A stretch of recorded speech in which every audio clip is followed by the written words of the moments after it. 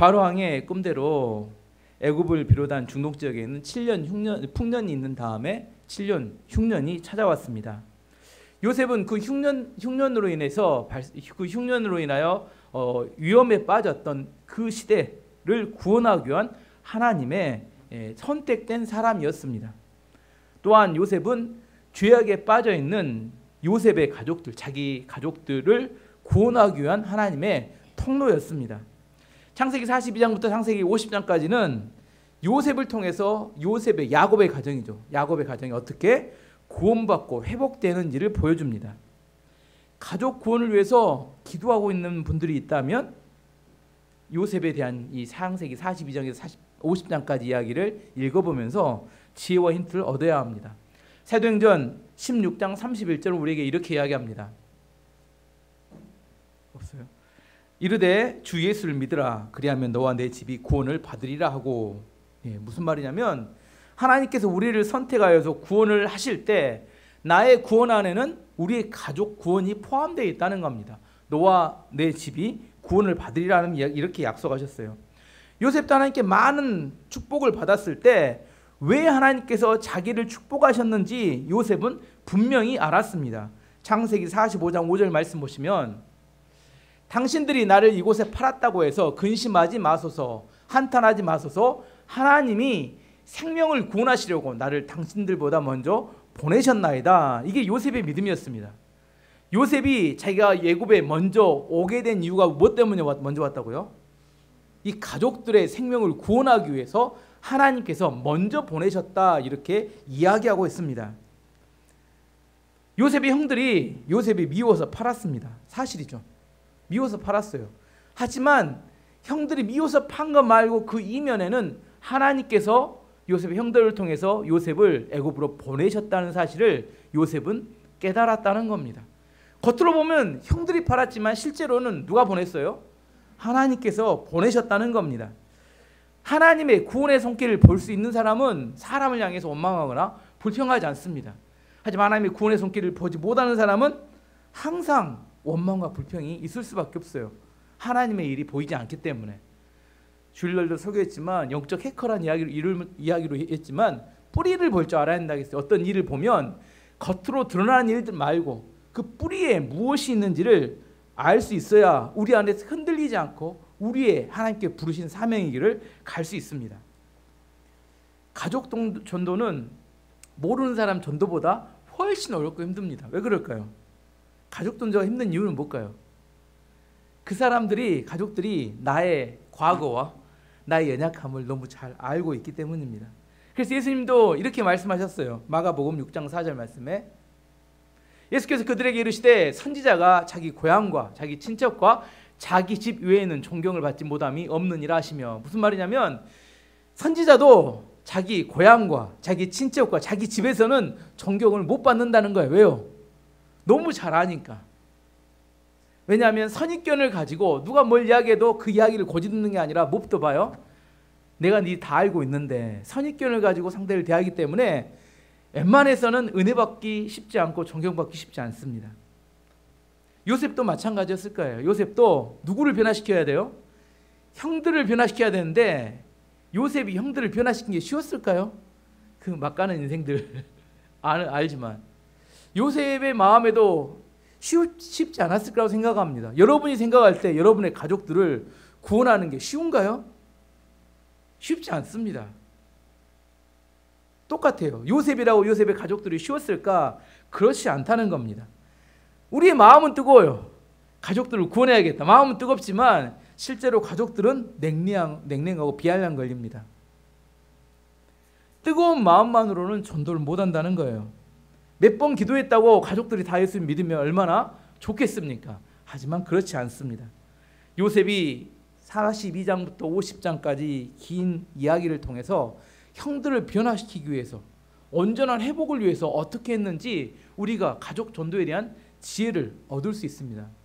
그것을 전략적이라고 합니다. 전략적이란 어떤 의미냐면 상대가 받아들일 수 있는 환경과 조건을 만들어서 상대를 전도하고 구원하는 걸 이야기합니다. 이제 어떻게 요셉이 형들을 구원하기 위해서 준비했는지를 살펴보도록 하겠습니다. 큰 흉년에 야곱의 집에도 먹을 것이 떨어져 버렸어요. 야곱은 애굽에는 먹을 것이 있다는 소문을 듣게 됐습니다. 큰 흉년이 들면, 불경기가 되면 가난한 사람이 더 힘들까요? 부자가 더 힘들까요? 부자가 더 힘듭니다. 왜냐하면 가난한 사람은 별로 잃을 게 없어요. 근데 부자는 관리해야 되고 월급 줄 게 너무 많아요. 직원이 100명인 사람과 직원이 10명인 사람이 불경기가 오면 누가 더 힘들까요? 100명인 사람은 훨씬 힘들어요. 월급 안 줘봐서 모르시죠? 월급 나가보면 압니다. 이게 얼마나 힘든지. 아마 야곱에는 엄청나게 많은 가축이 있었는데, 가축이 한 마리 두 마리 죽어가기 시작할 때 그 가축을 키우는 야곱과 야곱의 마음은 다 들어갔을 겁니다.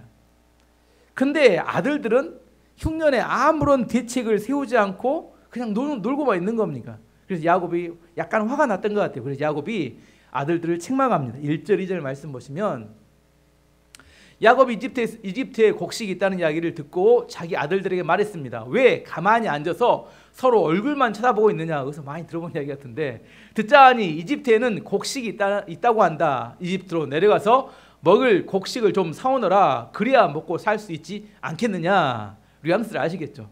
책망하고 야단치는 이야기입니다. 야, 놀고 있지 말고 뭐라도 지금 해봐야 되지 않겠느냐. 그 이야기입니다.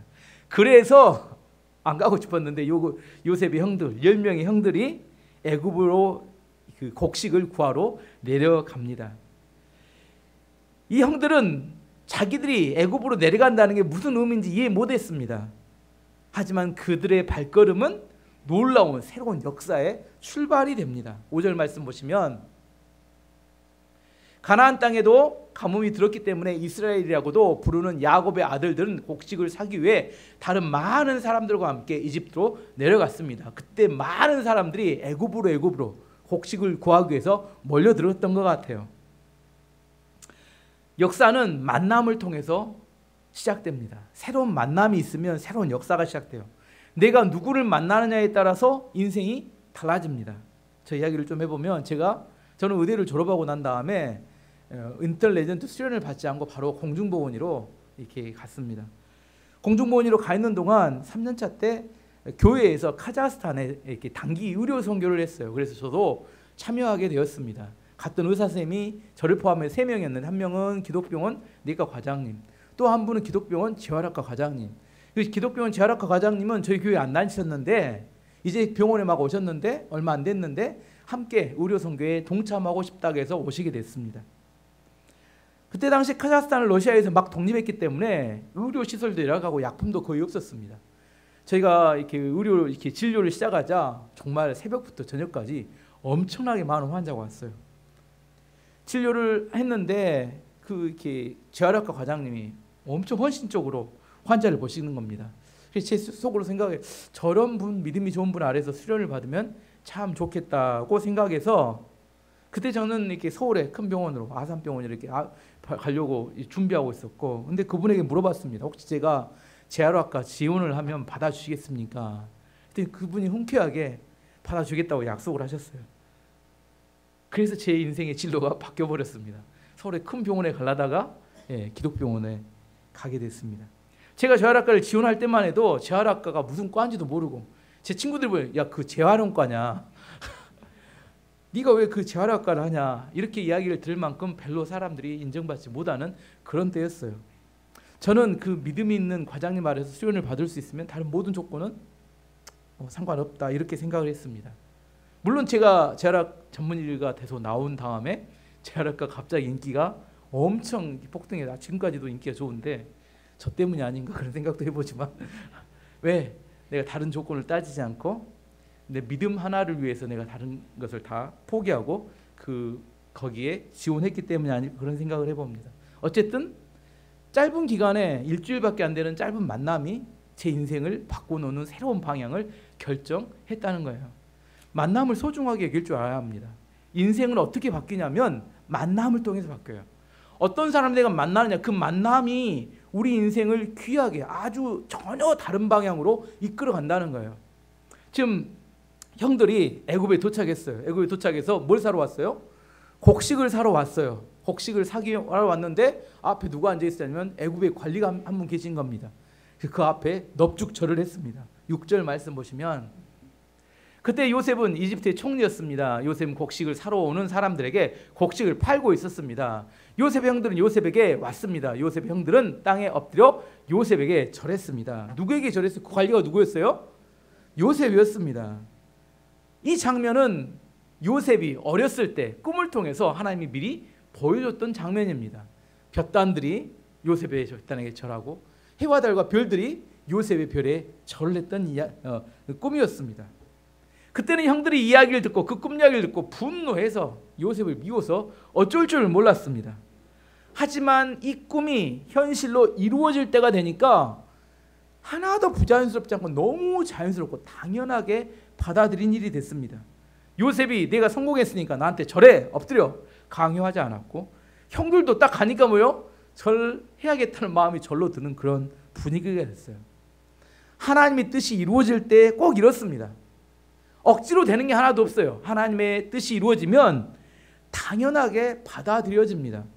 처음에 들었을 때는 그게 어떻게 이루어져 이렇게 생각하지만 나중에 보면 너무 당연하게 이루어져서 아무도 거기에 대해서 저항감이 없어진다는 겁니다.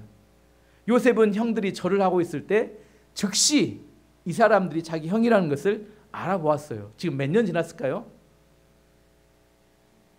13년에 또 풍년 7년까지 지나고 흉년이 왔으니까 최소 20년이 지났습니다. 17살 됐던 요셉이 애굽에 와서 20년 이상, 최소 20년입니다. 20년 이상 시간이 지났고 이제 다 얼굴 형태도 바뀌고 청소년기에서 어른으로 바뀌었기 때문에 다 바뀌었고 이제 모든 게 바뀌었는데 어떻게 요셉은 형들을 단번에 알아볼 수 있었을까요? 요셉은 어쩌면 예측을 하고 있었을지 모르겠다. 어렴풋이 그런 생각을 해봅니다. 그 절하는 그 꿈, 그 항상 마음속에 있었던 그 꿈, 그 믿음대로, 그 꿈대로 이루어진다면 이게 어쩌면 가나안에서도 사람들이 오고 가는 지금이 어쩌면 그럴 때일 수도 있겠다, 이런 생각을 했을 수 있다고 생각을 합니다. 하지만 형들은 전혀 요셉을 알아보지 못했습니다. 근데 여기서 특이한 게 이제 지금부터 나오는데 요셉이 형들을 매우 쌀쌀하게 대합니다. 7절 말씀 보시면 요셉은 그들을 보자마자 그들이 자기 형이라는 것을 알았습니다. 그러나 요셉은 모르는 채 하였습니다. 요셉이 쌀쌀한 말투로 물어보았습니다. 너희들은 어디에서 왔느냐? 형들이 대답했습니다. 우리는 가나안 땅에서 먹을 것을 사려고 왔습니다. 쌀쌀한 말투로 너희들은 어디에서 왔느냐고 물어봤어요. 왜 요셉이 쌀쌀하게 형들을 대했을까요? 두 가지 중에 하나입니다. 첫 번째, 복수하려고. 어렸을 때 그렇게 살려달라고 애원했는데 이렇게 죽이려고 하다가 팔아버렸던 형들에게 복수하려고. 두 번째, 형들을 구원하려고. 어느 게 맞을까요? 구원하려고. 예를 들어 보겠습니다. 만약에 요셉이 형들을 봤어요. 형님, 제가 너무너무 고생했었는데 하나님의 은혜로 애굽의 총리가 되었습니다. 이야기를 알렸습니다. 어떻게 됐을까요? 첫 번째 형들의 반응, 공포에 질렸을 겁니다. 자기들이 죽이려고 그 난리를 쳤는데 이 사람이 웬만히 높은 게 아니라 애굽의 총리가 됐으니 이게 어떻게 해요? 이제는 죽었다죠. 애굽에서는 더 살 길이 없는 겁니다. 혹시나 그래서 두 번째로 요셉이 은혜를 베풀어서 많은 양식, 아버지를 생각해서 양식을 줘서 가나안 땅으로 돌려보냈어요. 형들이 다시 애굽으로 왔을까요? 안 왔을까요? 절대 안 옵니다. 굶어 죽는 한이 있어도 올 사람들이 아닙니다. 내가 거기서 굶어 죽는 한이 있어도. 아시겠어요? 만약에 요셉이 자기의 정체를 알려버렸으면 형들하고는 완전히 전혀 절대 관계할 수 없는 사람이 되고 맙니다. 형들을 구원하고 가족의 관계를 회복하기 위해서 형들이 다시 애굽으로 오도록 만들어야 합니다. 그래서 요셉은 자신의 신분을 감추었습니다. 내가 가지고 있는 힘이 상대에게 두려움이 된다면 상대를 구원할 수 없습니다. 이게 중요한 이야기입니다. 내가 가지고 있는 힘이 너무 커서 상대에게 두려움이 되면 상대를 구원할 수 없어요. 요셉은 그렇기 때문에 자기를 감추었습니다.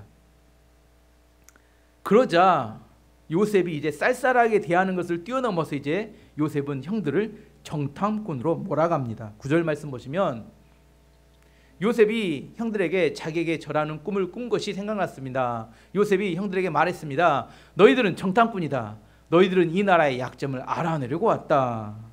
우리나라식으로 말하면 너 북한에서 내려온 간첩이지 이야기입니다.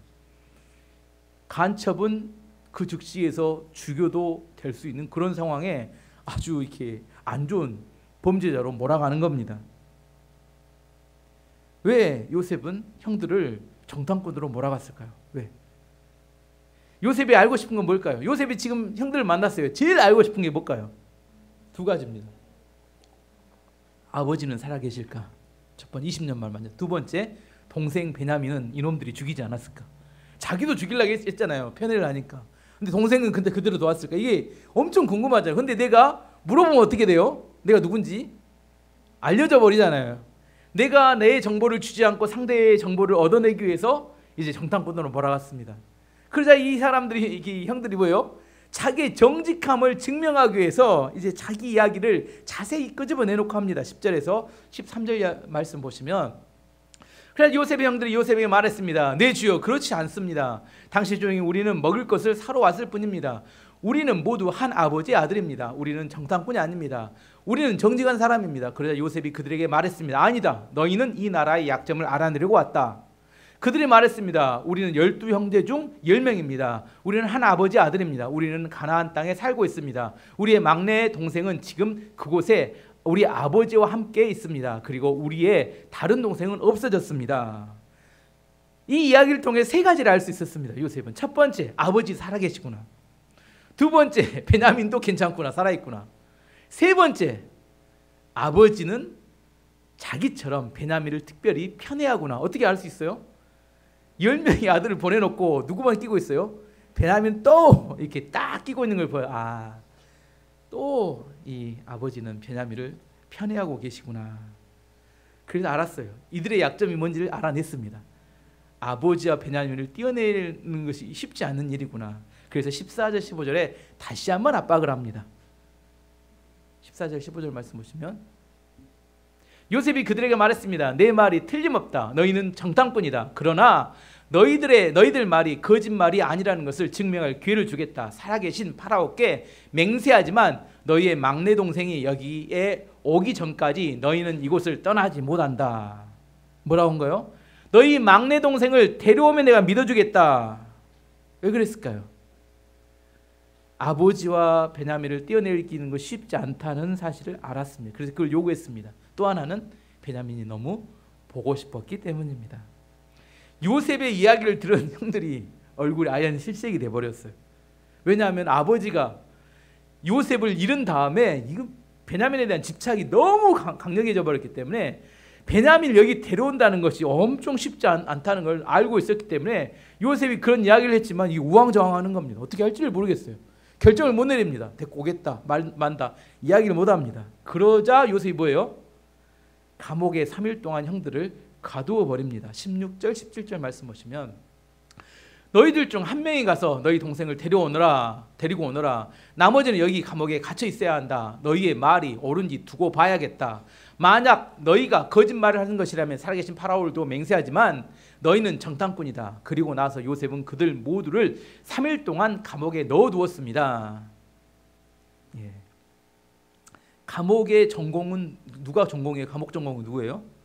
요셉은 감옥에 오랫동안 있었고 감옥을 관리하는 사람입니다. 요셉은 사람이 감옥에 갇히면 어떤 반응이 나타난다는 것을 오랫동안 지켜봤어요. 사람이 감옥에 갇히는 첫날 뭐한지 아세요? 대부분 밤새도록 운다고 합니다. 우리는 여러분은 안 갇혀봐서 저도 잘 모르겠어요. 하지만 감옥에 갇혀본 분이 대부분 감옥에 들어온 첫날은 밤새 잠을 못 자고 운대요. 요셉은 형들이 뜬금없이 전혀 예측하지 못했는데 감옥에 3일 동안 딱 갇히게 됐을 때 어떤 일이 발생할지 예측을 했던 것 같아요. 수많은 생각들이 아마 형들의 마음속에 있었을 겁니다. 왜냐하면 그 당시는 나라가 없었어요. 애굽은 나라가 있었지만 가나안에는 나라가 없었습니다. 이 형들, 야곱의 아들들은 그들을 지켜줄 나라가 없어요. 거기서 갇히면 아무도 보호해줄 나라, 우린 대한민국이 지켜줄 나라가 없습니다. 또 하나는 그때는 전화가 없어요. 억울하지만 누구에게 하소연할 만한 10명이 다 갇혀버렸기 때문에 하소연할 만한 사람이 없습니다. 그래서 뭐예요? 아무도 안 풀어주면 누구 하나도 도와주지 않고 죽을 때까지 감옥에 있어야 할지도 모른다는 두려움과 절망감이 이렇게 싹 스며들어오는 그런 순간이에요. 이유도 없고 그냥 감옥에 갇혀버린 겁니다. 3일 동안 형들은 아마 공포에 질렸을 겁니다. 간절히 바라는 건 뭐예요? 이 감옥에서 나가서 집으로 돌아갈 수만 있다면 무슨 일이든지 다 하겠다, 이런 마음이 들었을 겁니다. 그래서 3일 동안 감옥은 어때요? 마음이 가난해질 대로, 아주 낮아질 대로 충분히 낮아졌습니다. 그리고 요셉이 불러서 그들에게 다시 제안합니다. 18절에서 20절까지. 3일째 되는 날 요셉이 그들에게 말했습니다. 나는 하나님을 두려워하는 사람이다. 내 말대로 하면 너희를 살려주겠다. 만약 너희가 정직한 사람이라면 너희 중 한 사람만 여기 감옥에 남아 있어라. 그리고 나머지 사람들은 곡식을 가지고 돌아가서 너희의 굶주린 식구들에게 먹을 것을 주어라. 첫 번째 요셉이 고백합니다. 나는 하나님을 두려워하는 사람이다. 형들이 그 이야기를 듣고 그래도 마음에 안심을 했을 겁니다. 여러분이 무슨 일을 보러 갔는데 어떤 주도권을 쥔 사람이 저도 하나님 믿는 사람입니다 이렇게 이야기하면 그래도 마음이 좀 덜 이렇게 답답하잖아요. 놓이긴 하잖아요. 그런 이야기입니다. 나도 하나님을 두려워하는 사람입니다. 악질은 아니구나. 두 번째, 너희 중에 한 명만 남고 나머지는 다 집에 돌아가서 가족들의 양식을 주어라. 희망이 좀 보이기 시작합니다. 한 명만 안 걸리면 되잖아요. 어쨌든 한 명은 남고 나머지는 다 돌려보내주겠다는 이야기입니다. 그리고 막내 동생을 데려오면 살려주겠다. 감옥에 들어가기 전에 뭐예요? 우왕좌왕했어요. 어떻게 해야 되나. 근데 감옥에 갔다 나온 다음에 어떻게 돼요? 흔쾌히 오케이, 당연히 그렇게 해야죠. 왜 그래요? 감옥에 들어갔다 나온 사람의 반응입니다. 아, 이게 안 되겠구나. 잘못하면 감옥에 갇혀서 평생 죽을지 모르겠다. 이런 두려움이 드니까 그 상황이 어려운 걸 알면서도 오케이, 무조건 하겠습니다. 그래서 이렇게 약속이 됐어요. 이제 요셉은 앞에 있고 요셉의 형들은 앞에 있으면서 이제 마음이 좀 안심이 됐던 것 같아요. 그러면서 자기들끼리 이야기하는 겁니다. 마음이 좀 안심됐는지. 요셉은 듣지 못한다고, 자기의 언어를 잘 모른다고 생각해서 자기들끼리 왜 우리가 이렇게 되었는지를 막 토론하고 이야기합니다. 요셉의 가정은, 야곱의 가정은 20년 동안 금기어가 있었어요. 뭐였을까요? 요셉의 이야기를 하면 안 됩니다. 형들은 죄책감을 느끼고 아버지는 우울증에 빠집니다. 내 아들을 지키지 못한 것에 대한 우울증에 빠져요. 형들은 죄책감 때문에 요셉의 이야기는 집에서 아무도 20년 동안 하지 않았어요. 그런데 알 수 없는 고난이 막 밀려들자 누구 이야기를 해요? 그때 요셉의 이야기를 끄집어냅니다. 21절 말씀 보시면 그들이 자기들끼리 말했습니다. 우리가 동생에게 한 일 때문에 이런 벌을 받는가 보다. 우리는 동생이 고통을 당하면서 우리에게 살려달라고 예언하는 것을 보면서도 동생의 말을 듣지 않았다. 그래서 우리가 지금 이런 고통을 당하는 것이다. 지금 자기들이 고통을 당하고 있는 원인이 요셉에게 지은 죄 때문이다. 이렇게 이야기하기 시작했어요. 요셉이 살려달라고 그렇게 예언했는데 자기들은 음식을 먹으면서 모른 채 해서 팔아버렸습니다. 어쨌든 자기들 안에 있는 죄가 무엇인지 조금씩 알아가고 있었습니다. 그때 큰형 루벤이 자신이 그때 요셉을 살려주자고 하지 않았느냐 하고 다른 동생들을 비난합니다. 22절 말씀 보시면 그러자 루벤이 그들에게 말했습니다. 내가 그 아이를 해치지 말라고 하지 않았느냐. 그런데 너희가 내 말을 듣지 않았다. 그 아이에게 한 일 때문에 우리가 지금 이런 벌을 받고 있는 것이다.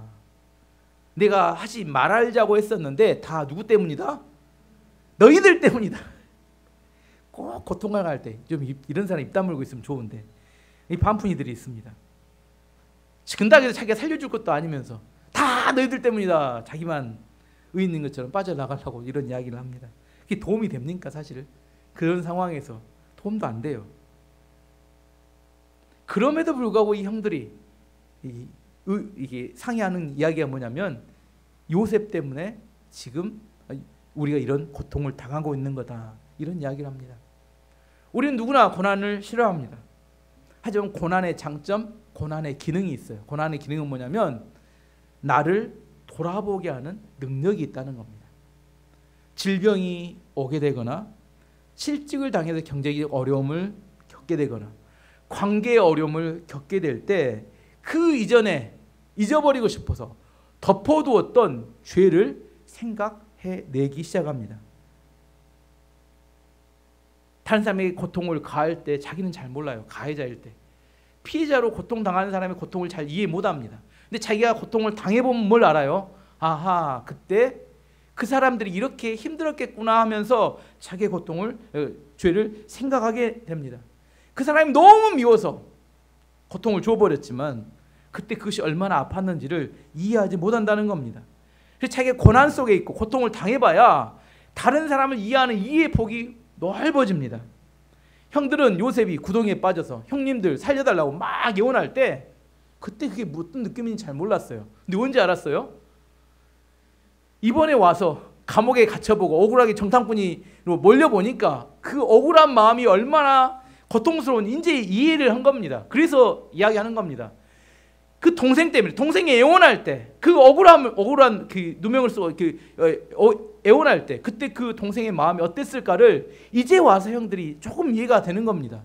그래서 그 동생 때문에 우리가 이런 고통을 당하는가 보다 이렇게 고백하기 시작했습니다. 하여튼 뭐예요? 이 극악무도한 형들이 자기들의 죄가 무엇인지 조금씩 알아가기 시작하고 변화가 나타나기 시작했다는 겁니다. 우리가 하나님께 회개할 때, 죄를 회개할 때 잘못된 회개가 있는데 뭐냐면 어떤 죄를 지어놓고 정확하게 그 죄를 고백하지 않고 두리뭉실하게 그냥 대충 넘어간다는 겁니다. 하나님 다 용서해 주세요. 우리나라 사람들 기도할 때 이런 또 기도 좋아합니다. 알고 지은 죄, 모르고 지은 죄를 다 용서해 주세요. 구원파는 한 번 회개하면 앞으로 더 이상 회개하지 않아도 한 번 회개할 기도할 때 과거, 현재, 미래의 모든 죄도 다 용서를 받기 때문에 더 이상 회개의 기도를 하지 않아도 된다 이렇게 가르칩니다. 맞습니까? 그렇지 않습니다. 내가 지은 죄를 정확하게 지혜에서 구원받기를 원한다면 내가 무엇을 죄를 지었는지 정확하게 고백해야 합니다. 그리고 그 고백한 죄를 예수 그리스도의 십자가 앞으로 가지고 가야 합니다. 그리고 십자가에서 예수님의 보혈의 피로 깨끗함을 받아야 합니다. 구체적이고 정확하게 죄를 고백할 줄 알아야 한다는 겁니다. 우리가 죄를 대충 얼버무리면 어떻게 되는지를 설명해 보면 이렇습니다. 대충 죄를 회개하고 얼버무리면 또다시 가서 죄를 짓습니다. 왜 그래요? 내가 그 죄가 얼마나 고통스럽고 안 좋은 건지를 잘 이해하지 못하기 때문입니다. 정확하게 고백해야 다시 죄를 짓지 않는데 또다시 가서 죄를 지어요. 왜? 회개가 온전하지 않기 때문에 죄를 짓는 것에 대해서 두려움이 없습니다. 그래서 죄를 또 짓고 하다 보면 뭐라고 생각해요? 회개는 요식행위가 됩니다. 그냥 종교행위일 뿐이에요. 그러다 보면 죄는 점점 내 안에 축적되고 누적되고 쌓여만 갑니다. 그러면 죄에 대해서 우리는 무감각해지고 영적으로 어두워지고 하나님과의 관계의 소통이 막히게 됩니다. 이사야 59장 1절 2절 말씀이 이렇게 이야기합니다. 여호와의 손이 짧아서 구원하지 못하심도 아니요 귀가 둔하여 구호 듣지 못하심도 아니라 오직 너희 죄악이 너희와 너희 하나님 사이를 갈라놓았고 너희 죄가 그의 얼굴을 가려서 너희에게서 듣지 않으시게 함이니라. 정확한 죄의 회개가 없기 때문에 그 죄로 인해서 하나님과 우리 사이에 소통이 막혀버렸다. 성경은 그렇게 이야기합니다. 그 소통이 막혀버린 사람이 나중에 그 죄를 지적하면 어떻게 돼요? 오히려 화를 냅니다. 왜냐하면 정상과 비정상이 바뀌어버렸어요. 죄 짓는 것이 정상이라고 생각한 착각이 와버립니다. 분명히 회개하는 사람은 그 비정상이라고 생각하는 이미 죄를 짓고 살아가는 자기 삶이 정상이라고 이렇게 판단 미스가 와버립니다. 무엇이 잘못됐는지도 모르고 엉망진창이 되어 그냥 살아가고 맙니다. 요셉이 형들을 정탐꾼을 몰고 감옥에 3일 가두었더니 그 형들 안에 잠들었던 양심이 이제 깨어나기 시작했습니다. 아, 우리가 요셉에게 지은 죄 때문에 지금 이런 고통을 당하고 있구나. 요셉은 형들이 죄를 인정하는 모습을 보면서 혼자 방으로 들어갔어요. 그리고 혼자 막 엉엉 울다가 나옵니다. 24절 말씀 보시면 요셉은 형들이 있는 곳에서 나와 울었습니다. 그리고 얼마 있다가 다시 돌아와 형들에게 말했습니다. 요셉은 시몬을 붙잡아 다른 형들이 보는 앞에서 시몬을 묶었습니다. 왜 울었을까? 요셉이 왜 울었을까? 첫 번째 운 이유는 20년 동안 그 미운 형들이지만 그래도 피부치를 받기 때문에 마음속에 이렇게 기쁜 마음이 있었어요. 근데 며칠 동안 꾹꾹 눌러놨는데 그게 삐져나와 버린 겁니다. 감정이 막 복받쳐 오른 거예요. 아시죠? 어떤 감정인지. 이 감정을 주체하지 못하고 혼자 가서 울었습니다. 하지만 더 중요한 이유는 형들이 변화되어가고 있다는 사실을 발견한 겁니다. 죄를 모르던 막 가는 형들이었는데 이제 죄에 대해서 깨달아 가고 있는 형들을 보면서 가능성을 발견한 겁니다. 그렇다고 이 시점에서 요셉이 자기 정체를 드러내고 형님 이렇게 하면 돼요, 안 돼요? 그러니까 가족 전도가 안 된다니까요. 그런 감정의 호소로 이렇게 막 자기 감정을 이렇게 가니까 안 됩니다. 요셉은 끝까지 정체를 감추고 뭐예요? 형들이 완전한 변화가 나타날 때까지 시몬을 일단 가두었습니다. 앞에서 보는데 묶었어요. 그리고 나머지 9명의 형들은 가나안으로 돌려보내줍니다. 그러면서 한 가지 배려를 해줘요. 형들의 그 곡식 가마니 안에다가 가져왔던 돈을 집어넣어줍니다. 25절 말씀 보시면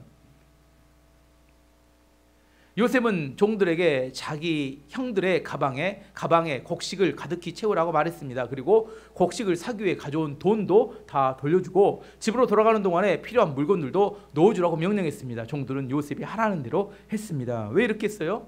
형들이 금전적으로 부족하지 않을까? 또 돌아가는 길에 필요한 물건들이 부족하지 않을까? 요셉의 마음입니다. 형들을 걱정하고 있는. 그래서 돈과 함께 여러 가지 필요한 물건을 다 가방에 넣어주었습니다. 최대한 배려를 해줬습니다. 그런데 요셉의 형들이 돌아가는 어느 숙소에서 나그에게 곡식을 주려고 자루를 열었는데 거기에 뭐가 있었어요? 돈이 든 걸 발견합니다. 그리고 또 혼이 나갈 정도로 깜짝 놀라서 두려움에 사로잡힙니다. 왜요? 이제 정탐꾼으로 오해받다가 이제 뭐까지 됐어요? 도둑까지 이제 잘못하면 도둑 누명까지 써요. 이제 엎친데 덮치. 요셉은 배려를 해줬지만 그 형들의 입장에서는 뭐예요? 이제 죽었다. 이제 어쩔 수 없는 어떻게 해결할지도 정탐꾼이 아니라 도둑까지 이제 몰리게 됐으니 이제 이 지경이 되니까 이런 위기가 되니까 형들이 입에서 뭐가 나와요? 처음으로 하나님에 대한 고백이 튀어나옵니다. 28절 말씀 보시면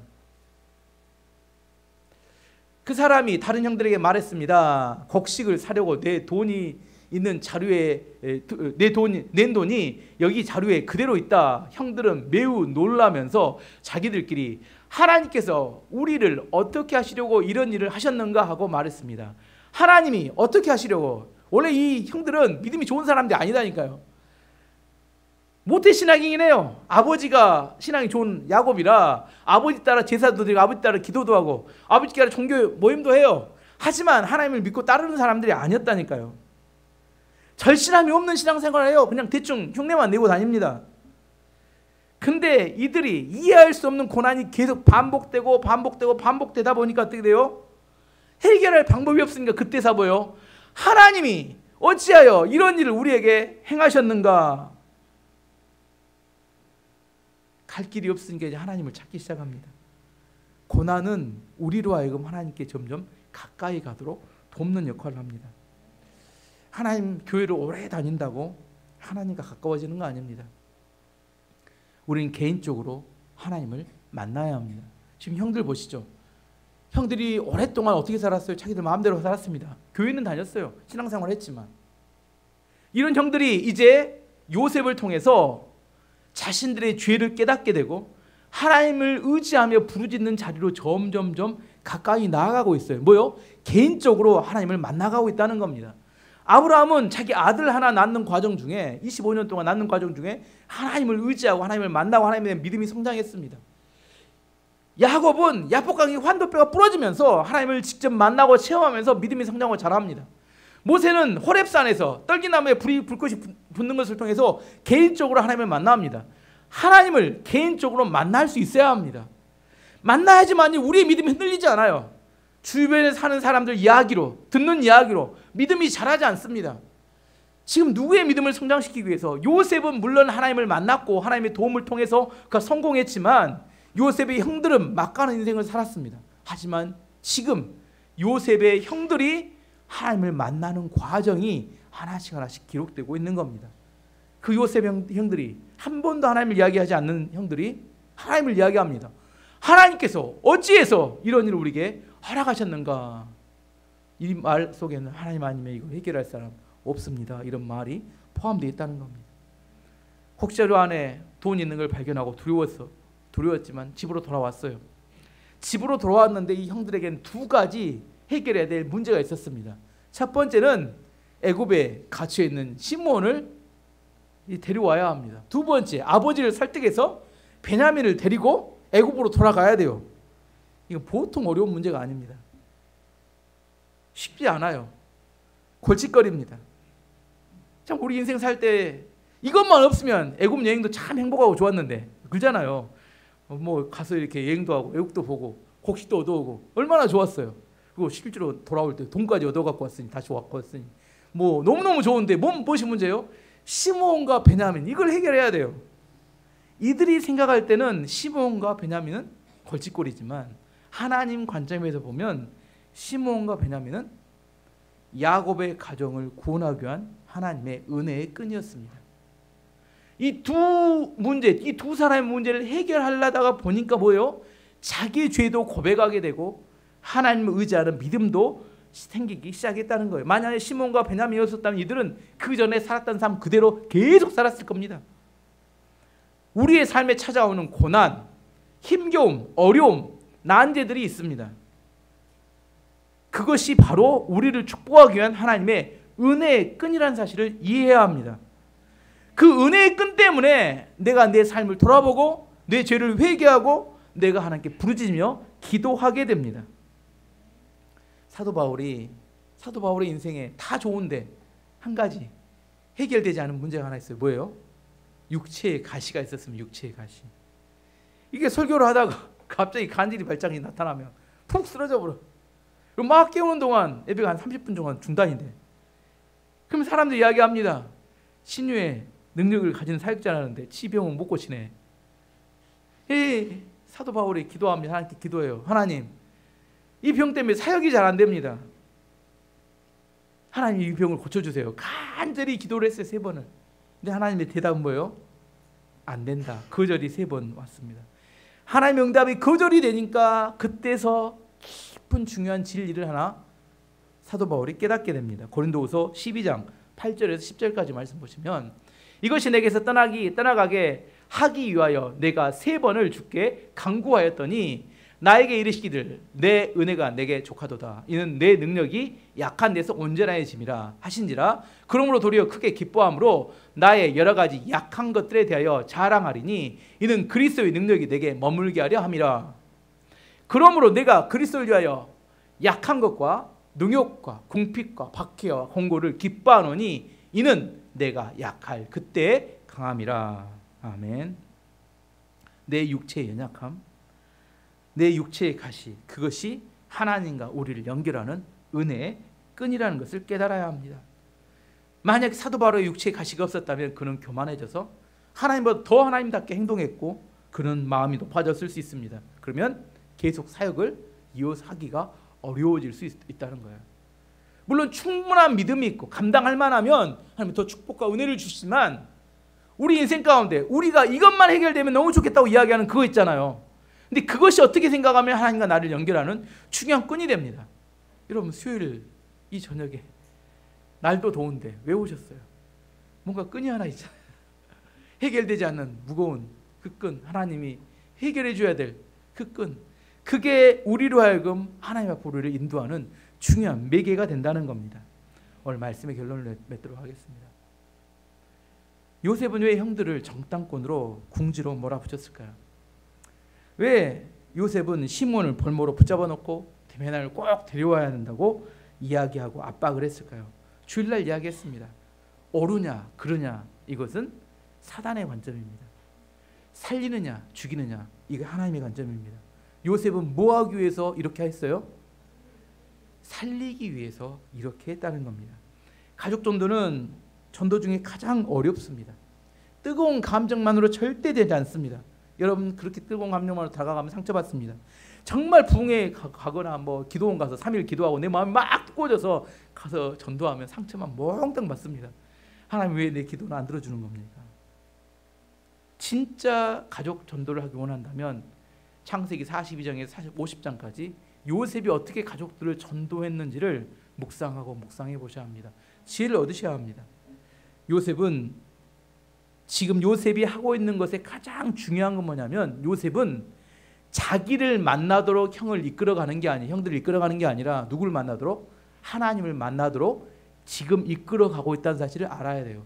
가족 전도를 하기를 원하면 나를 만나면 안 됩니다. 내가 얼마나 성공했는지 그걸 자랑하는 게 아닙니다. 어떤 사람이 이야기해요. 내가 하나님 나를 성공시켜 주세요. 그래 우리 가족들이 구원받고 가족들이 이렇게 잘 될 거 아닙니까? 어림도 없는 이야기. 내가 잘 돼서 가족들이 믿는 게 아니라 하나님을 만나야 가족들이 믿는다니까요. 형들이 하나님을 만나가면서 뭘 깨달아요? 자기가 얼마나 큰 죄인이었는지를 깨달아가고 하나님을 의지하는 사람으로 변화되어져 갑니다. 우리는 뭐 해야 돼요? 우리는 기도할 뿐입니다. 우리가 할 수 있는 게 아니에요. 전도는 우리가 하는 게 아닙니다. 제발 그 뜨거운 마음으로 하나님 오랫동안 기도했는데 언제 응답하시겠습니까? 그건 자기 마음이고 뭐 왜 그런 이야기예요? 자기가 답답한 게 하는 겁니다. 자기가 답답하니까 하나님이 일하시도록 하나님을 만나도록 해야 되는데 자기가 답답하니까 어떻게 생각하면 여러분 가족 전도를 왜 하려고 하냐 이렇게 자세히 이렇게 근본은 마음을 잡아보면 자기가 편하게 신앙생활 하고 싶어서 이럴 목적인 경우도 많이 있는 것 같아요. 내가 편하려고 가족 전도 하려고 하는 사람들이 많이 있다니까요. 내가 정말 그 사람이 하나님을 믿어서 구원받는 이르기를 원하는 마음이 아니라 내 마음이 편하고 그다음 내가 편하게 신앙생활하고 내가 어디 나가 떡떡 이야기하고 정말 그런 목적이라면 여러분 잘 생각해 보셔야 돼요. 요셉을 통해서 여러분 지혜를 얻어야 합니다. 가족 전도를 요셉이 어떻게 하고 있는지를 깨달아 알아야 합니다. 어쨌든 여러분의 가정도 요셉의 가정처럼 하나님 안에서 구원받고 축복받아서 모든 가정이 믿음 안에서 하나가 되고 회복되는 은혜가 있기를 축원합니다.